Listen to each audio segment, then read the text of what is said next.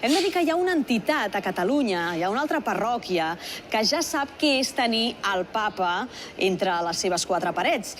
És l'Ateneu Sant Roc de Badalona, que va rebre dues visites de Robert Prevost quan encara no era el pontífex. Així que hem volgut anar-hi per veure com van reviure aquell moment. Aquesta visita servirà per conèixer més a Robert Prevost. Però nosaltres hem vingut fins a l'Ateneu Sant Roc de Badalona, on el coneixen molt bé des de fa uns anys. Bon dia, Fundació Ateneu Sant Roc, digui.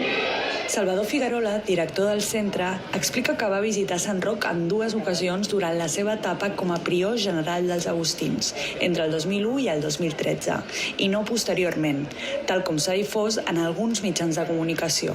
També és molt interessant perquè des de l'Església reconèixer la feina dels laics en contextos tan durs com el que vivim i treballem aquí, com més enllà de la religió, més enllà de la cultura. Es pot treballar i acompanyar les persones i a les famílies en un barri com Sant Roc. I va veure el model de treball comunitari, d'acollida a les persones, als infants, a les dones, que era un model d'intervenció molt inclusiu, des d'ensenyar castellà, català, a com cuidar la relació entre mare i fills, com dedicar temps també a que les dones joves, encara que tinguin fills i càrregues familiars, i aquí com elles també poden dedicar temps per continuar creixent com a dones.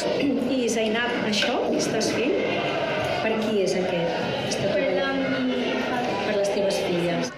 Doncs som aquí amb l'exrector de la parròquia de Sant Roc, Felipe Guerrero, que ha estat convidat amb motiu de la visita del papa aquí a Barcelona perquè pertany també a l'ordre dels Agustins. Amb ganes de veure el papa? Clar, bé, sí, sempre ens recordem molt d'ell perquè va recórrer amb ell els distints aspectes del treball de l'Ateneu i deia que era el que demanava l'Església en aquell moment.